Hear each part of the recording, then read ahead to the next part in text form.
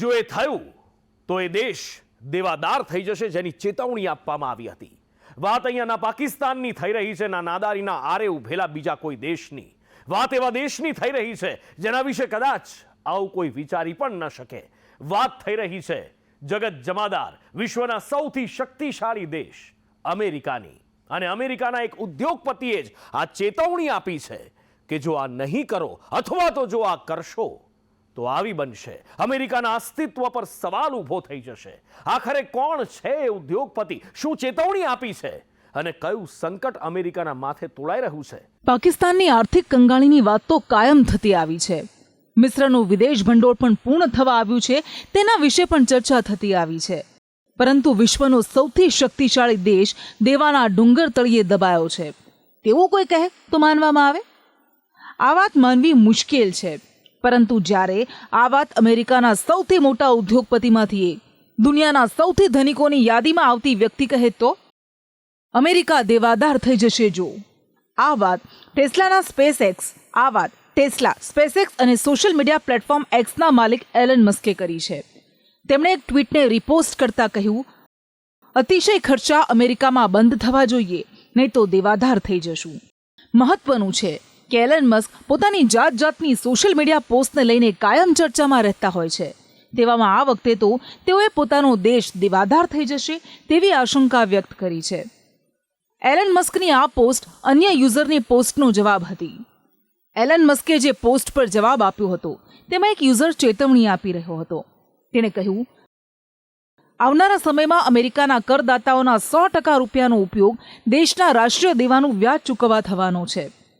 ફેબ્રુઆરી મહિનામાં અમેરિકાની સરકારે વ્યક્તિગત આવકવેરામાંથી $120 બિલિયન એકત્રિત કર્યા, જેમાંથી દેવા પર વ્યાજ ચૂકવવા $76 બિલિયન ખર્ચ કરવામાં આવ્યો છે. એલન મસ્કે જે વ્યક્તિની પોસ્ટ પર જવાબ આપ્યો હતો તે વ્યક્તિએ ઇજે એન્ટોની નામની વ્યક્તિની પોસ્ટ પર અમેરિકાના દેવાની સ્થિતિની વાત કરી હતી.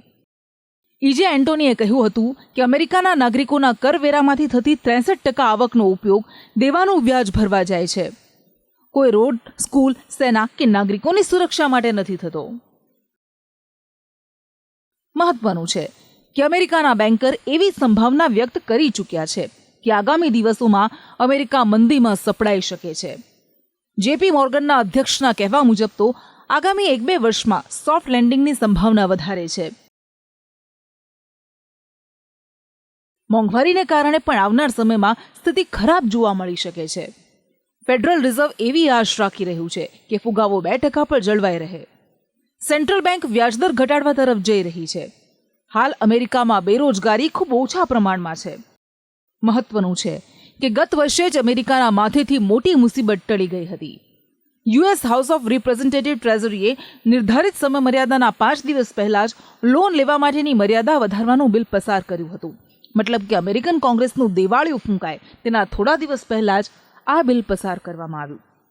તેવામાં જો અમેરિકા લોન ન લઈ શક્યું હોત તો મહાસત્તા માટે ખરાબ સ્થિતિનું નિર્માણ તે જ સમયે થયું હોત. અમેરિકામાં નાદાર જાહેર થવાનું સંકટ ઊભું થયું હતું. ત્યારે એ સમજવું જરૂરી છે કે લોન લેવાની મર્યાદા શું હોય છે. અમેરિકાની સરકાર કાયદેસર રીતે તેના ખર્ચાને પહોંચી વળવા માટે નાણાં ઉધાર લે છે. અમેરિકાની સંસદમાં એક કાયદો બનાવવામાં આવ્યો છે જેમાં લોન લેવાની મર્યાદા નક્કી કરાય છે. મતલબ કે સરકાર નિશ્ચિત લોનની મર્યાદાથી વધુ લોન નથી લઈ શકતી. એક રિસર્ચ મુજબ ભારતના ઉદ્યોગપતિ મુકેશ અંબાણી અને ગૌતમ અદાણીની સંપત્તિ પણ અમેરિકાના કેશ રિઝર્વ કરતાં વધારે છે.